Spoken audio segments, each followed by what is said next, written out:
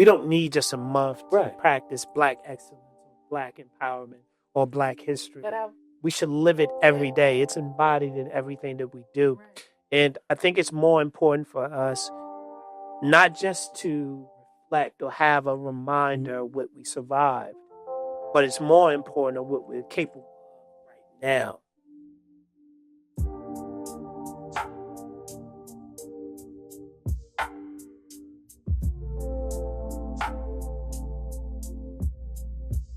Yo, what's good, family? Welcome to another episode of the Sencerely Yourz Podcast. I'm your host, Mr. Sencere. And I'm your girl, Calli. Big Mike. Yo, we got a fantastic episode tonight. Given that this is the start of Black History Month, what I like to call Black Empowerment Month. Because Black history is every day. Black history is American history. 65. So instead of being Black History Month, this month is Black Empowerment Month. Black history is not just about remembering the past. It's about activating the present and building the future. This episode is going to reframe how we, as Black Americans, look at the month of February. It should be a month of empowerment, ownership, and most importantly, forward movement rather than just a reflection. See, what we're used to, starting when we were shorties, right? Every February, we hear the same old, tired thing, right? Mm-hmm. The same old words, the same old reflection points. Black History Month. We see the same photos, we hear the same speeches, we hear the same quotes. Correct. And we respect them, but it's much more than that. And as Black Americans, we need to start thinking from a holistic perspective. For example, my youngest son said, "Dad, I know that February is Black History Month, but why did they give us the shortest month?" Think about that. He's 9 years old. He asked. Good question from a 9-year-old. And I told him, I said, every day is Black History Day. Every month is Black History. Black history is American history. And I think we as a collective, we need to start embracing that notion. Absolutely. Right? Absolutely. And what I challenge, what I'm asking her, it looks like us on the panel, is to not to look at this as Black History Month, but look at this as Black empowerment. How can you personally empower your household, your community, your social circles, your tribe, your churches, your school? That's what we should be focusing on this month. How can we empower that? How can we empower each other? Right. Let's talk about it. Let's unwrap it. Let's talk about it. What are your thoughts? Hey, Calli. I think that's powerful. I think that's changing the narrative. I think that's reclaiming our power in a way, not limiting us for a month. It's how can we make small strides, honestly, throughout the year, 365, not just within these 28 days. But it also what I like, from what you said is how small things can make huge impacts. You said, like, in our communities, in our church, at work, even, you have to go about it different ways at work, but, just within our communities and, with our communities, churches, we can make small impacts, and it can be huge. And I think another thing I like that you said is Black history is American history. Absolutely. I mean, it's powerful that we do have Black History Month, and there's reasons why we have Black History Month. Mm-hmm. But when you think about it, Black history is American. Absolutely. So, look, don't get me wrong. History matters, right? But if we just focus on history alone, how do we change our future? And I'm standing 10 toes on that. American history There is no American history without Black history. I don't care how you want to rewrite history, how you want to reframe it. We've made the ultimate contribution to this country. And I think sometimes that's lost. Because I know on another show, another podcast, I love what Another you mentioned. day. What you mentioned, Big Mike, is there's a when we were talking about they forced us, instead of just saying we're American, there's a prefix that they associate with. And I think when you really unpack that and you go a layer deeper, if you will, a level deeper, there's a reason behind it. Oh, it is. And at the end of the day, what I encourage Black Americans to say is, or look at it from this perspective, is they're pinning that prefix. We're American. Yes, we know our ancestry, right? We know we're African. We are African descendants. Nobody's refuting. What I'm saying is, though, most of us, we are 10, 15, 20, 30, 40 generations Absolutely. from the motherland. So what I'm saying is we need to stop just, embracing or just saying, hey, they give us 1 month, the shortest month out of the year cycle. Every day is Black history. And you said something powerful, both of you, Calli and you, brother. Instead of calling it Black History Month, Black Empowerment. Yes. But I'm going to change the month to Black Empowerment 365. Oh, I love that. Because when you walk at the door, it's 365. That's Black Empowerment. Black Empowerment starts with yourself. Yeah. How do you respect yourself? Yeah. Will ultimately determine how you respect others in your community, how you respect the growth in your Big community, facts. how do you move forward in your community. Until we understand exactly what you're saying, it's 365. It's not, we was talking about it earlier, but it's not what's on you, it's what's in you. And we have to understand the depth. I'm not even going to say African American. Just a Black man or Black woman. Would we survive? Right. I think that's very important. And I love how you frame that. Let's expand past 28 days. Let's make it 365. If it's a leap year, you do the math, right? But no, I love that because I think that a lot of people, and not a lot of people, but the powers that be, right? I'm not going to call any particular party or people out, but right now, in America, it's a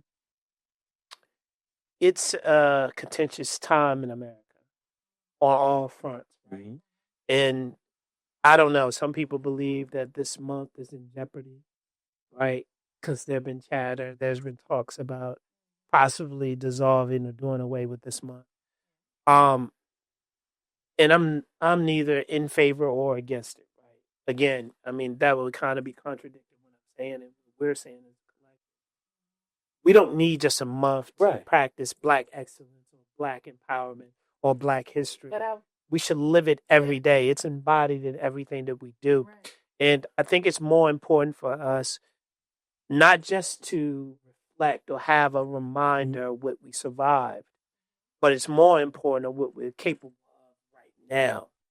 And I say, Tay, for me, I'm with you. But there's going to be some haters out there and be like, oh, I can't believe he said it. Take it. Take that. Take Black History Month.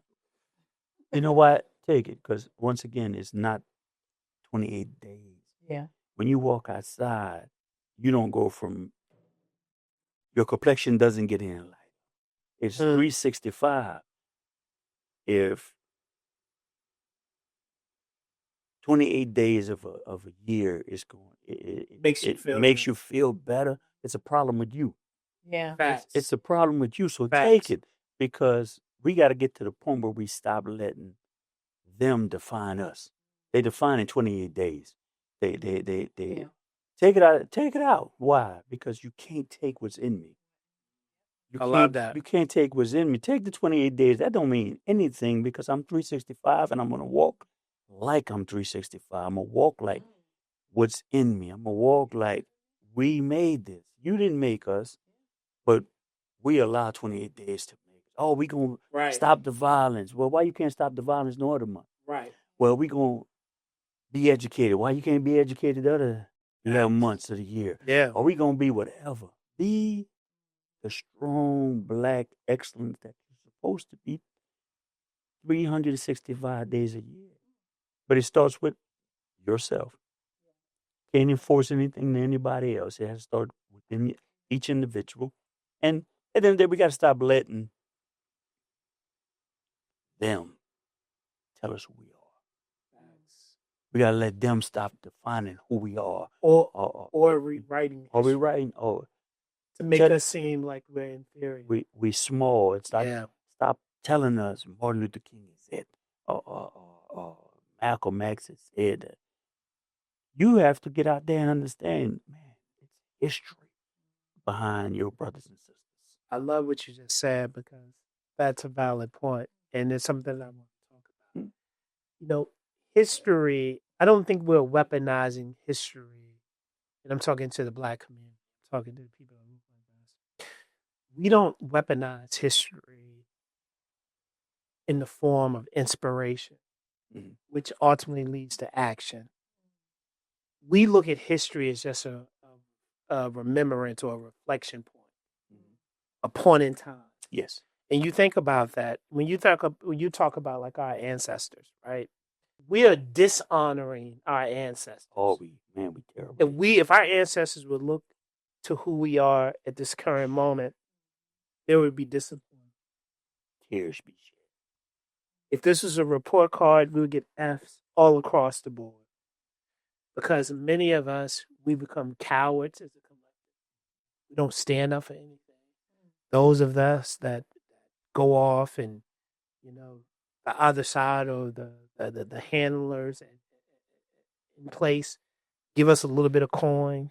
We run off and tuck our tails and go into these suburbs and these communities and feel like we made it. No, we do. Go ahead. I'm laughing. I'm laughing. You know why I'm laughing. Yeah, we do. We made it. We made it. We forget about where we came from. Right. We forget about the struggle. We disassociate ourselves with our family. Like we really climb up to the top and then kick the ladder away. Mm-hmm. That's what a lot of people do. No, I shouldn't. No, I'm saying that's a pause because that's a big, what you said. We climb the ladder, we kick the ladder. Then we kick it away because we don't want everybody to come. But I think we have to. I mean, I think that's very pivotal what you said, because I think that kind of speaks to the crux of what we have to fix within our community. It's the being in a place where we will pull each other up. I think, but I think we're not there yet. But I think, sorry, what you said, Big Mike, is starting with us, with yourself first, fixing yourself first, empowering yourself, and then working on others. I think that can help. But other communities, I think they're, whatever we want to say, but I think they're leaps and bounds ahead of us. Community. But you know why? Because there's a difference. History. It's history behind that.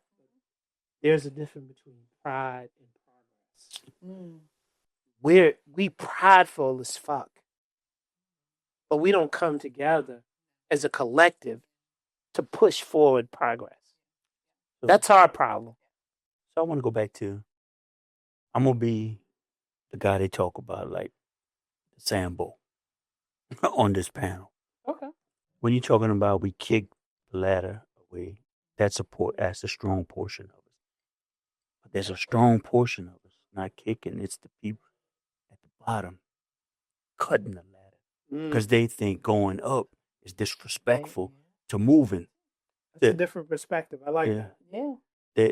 We all know it's some of our community, I think, because you have progress, because you've seen there's more to life than being at the bottom, that you a sellout. So they.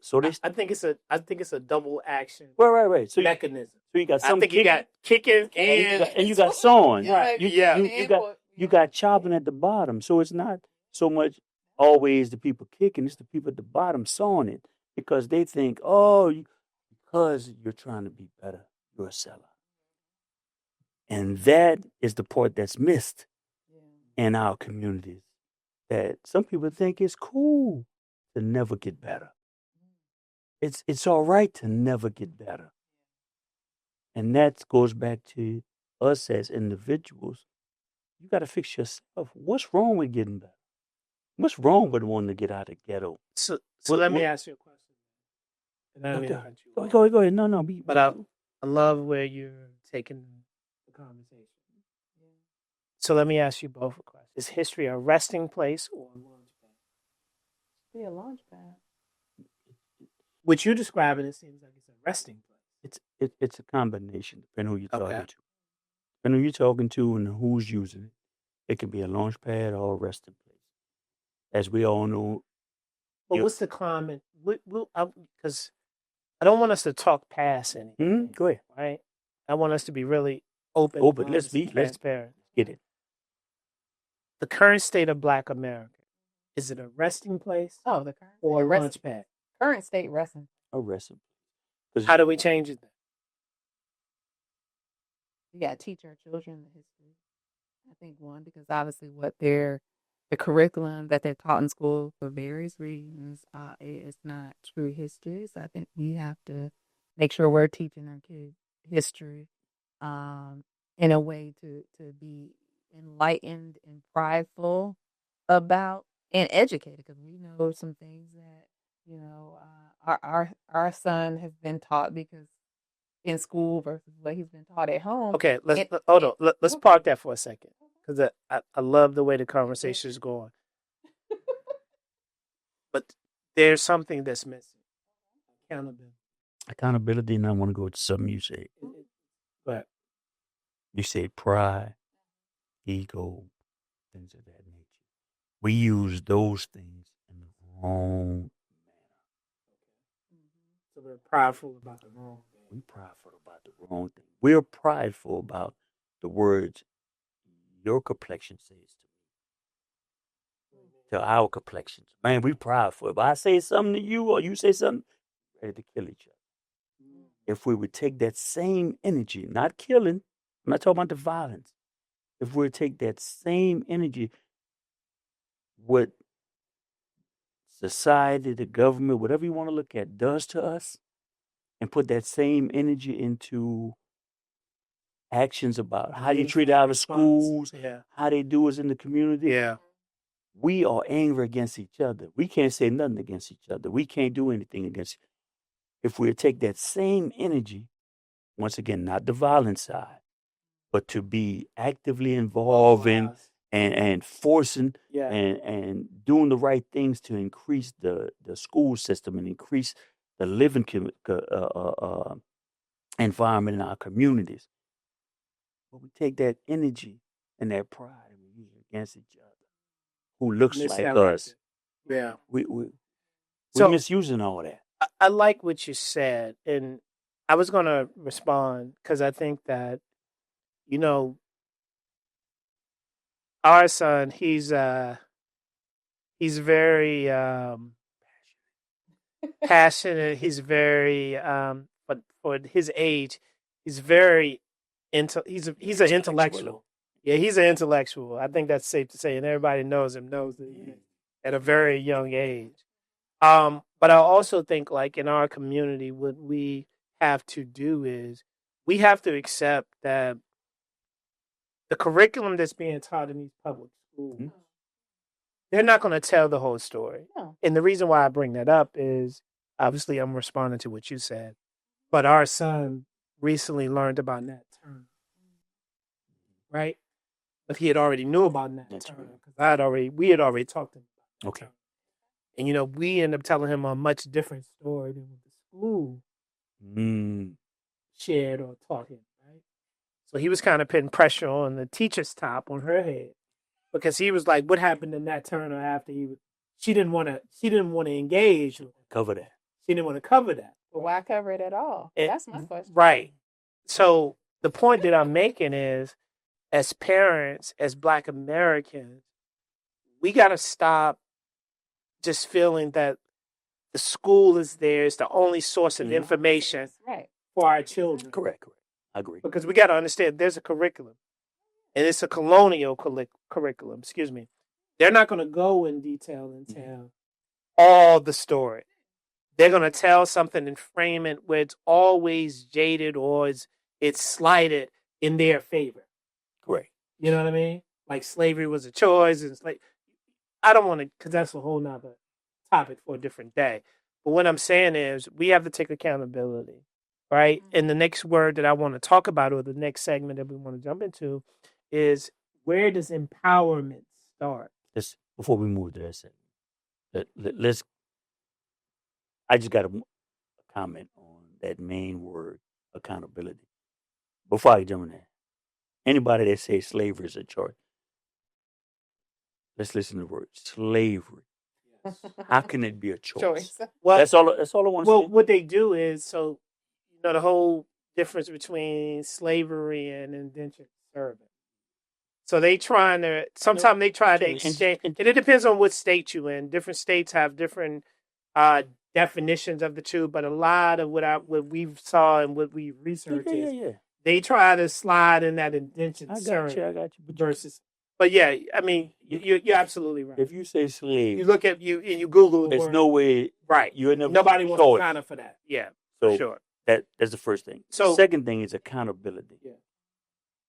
If you want to disengage, scatter our community, if they protest in front of your house, say that word. That's like spraying pepper spray. Yeah. Accountability, they're going to spread out. Why? That's a dangerous word in our community. I always say, there's a new drug out that everybody's staying the fuck clear from. Accountability. Nobody wants to be in the Nobody wants the accountability pill. Nobody wants it. So let's just move into the next segment, right? So we talked about a lot, and I want to really focus on what empowerment means and where does it actually start. Let's talk about it. When we're talking about, breaking generational limitations, when we're talking about, ownership of the narrative of who we are, right? Who we are, where we came from, the contributions that we made. I think that it's very important that we instill in our children and our communities self-belief in the power of collaboration and community. Because right now, again, like I say, those that make it, they go off into the suburbs. They never look back. They never give back to the community in which they came from. They always, sometimes they're looking at, these ninjas, these nuggets, whatever word you want to fill in for the N word, they're not worth my time of me going back. Mm-hmm. Let's talk about how counterproductive that mindset is. When you feel like once you make it, you no longer have to associate yourself from the very place that raised you and groomed you that you came from.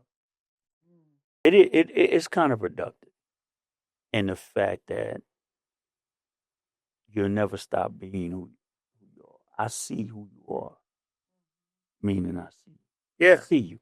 So you can never disengage and be different. I don't care how you speak, how you act, the proper language. You can use all those adjectives. But so let me ask another question. Let me ask the same question but slightly. Okay.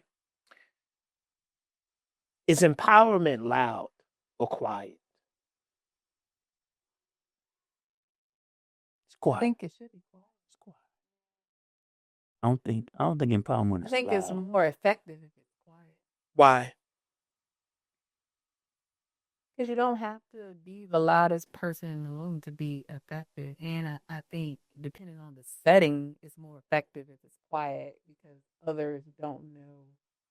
Like they don't need to know we're bring it full circle and focus on our community. You're doing a good job, but bring it full circle and how it's applicable to our community. I think sometimes it's better if it's quiet too, because I think sometimes, I don't know if this is where you were going, but I also think sometimes we're prideful with each other. Like we don't want sometimes if we feel like someone's helping, we don't want to accept the help all the time. What are your thoughts? I say it's quiet because simple fact, this is my thought about it. It's quiet because empowerment is not what you say as much as what you do. Empowerment is being articulate and educated. Empowerment is things that I can't see behind you. People think empowerment is me showing, but it's not. It's the quiet background of doing what's necessary to help others without boasting about yourself. Empowerment is about helping the community, helping yourself, helping your family without saying anything, but it's pushing everybody to be better. Yeah. I like that. And to add on one thing, I think it's also empowerment is about pulling something out of someone else that they may not even see in themselves. That's good. That's good. I like. That's why I think it has to be quiet.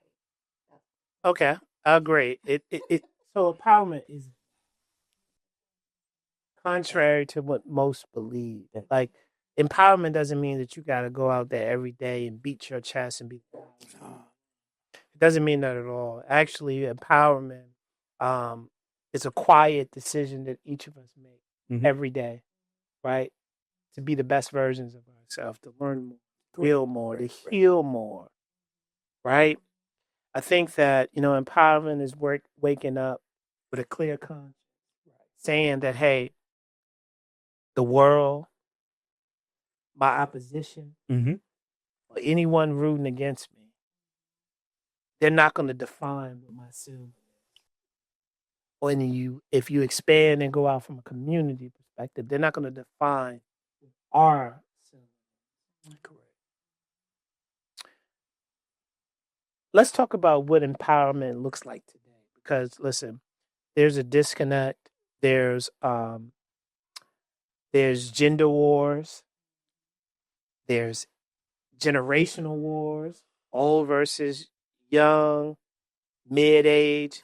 There's a lot of divides that we have in our community right now. Let's talk about what empowerment looks like today. Well, from my standpoint, empowerment, the way this generation, and when you say the old versus new, and this one against that one, and I was talking to a young man, the older generation just doesn't understand the new generation and, the things we normally hear. And it was just something about that day. And I was like, you're right.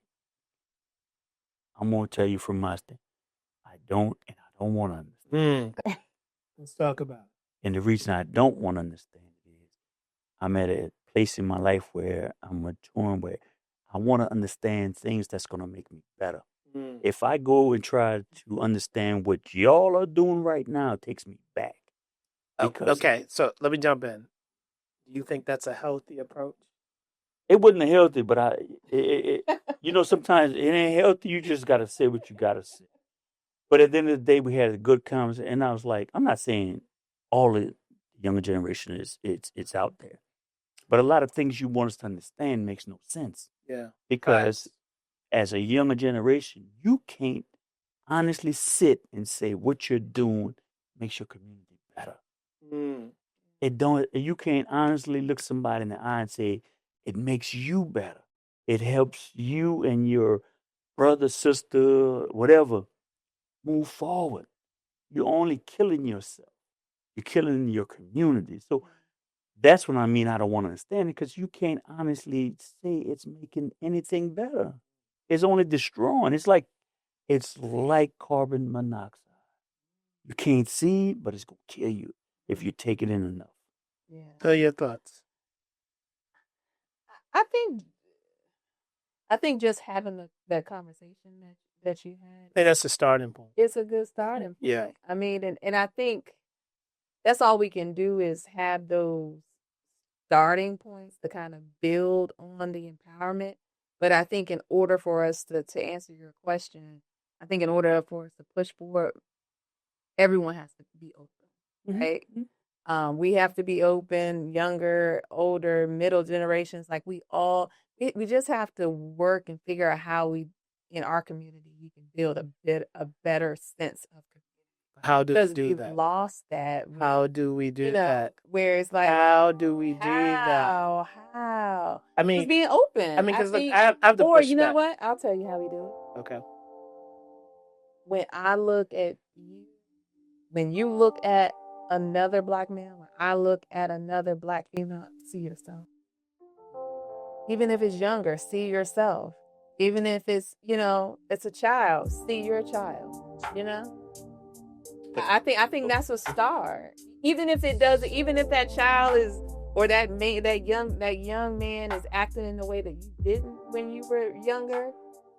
Oh, he's probably acting in the way I did act. He probably, more than likely he is, but let's just say he's not. Maybe he's a little more wild or whatever, but whatever it is, just like grace and meeting that person but seeing yourself, or if you have a daughter, seeing in that young woman, seeing your daughter in that young woman. Before you go on, you say how. I don't think it's one particular how. Answer the question. It's many. But one of the key elements on the top of it goes back to one of your main words, accountability. The next one is truth for dialogue. Yeah. Not just dialogue, but truth for dialogue, where we can sit down and have dialogue. And some of the things they do, I may misinterpret, you may misinterpret. Yeah. Okay, now I understand.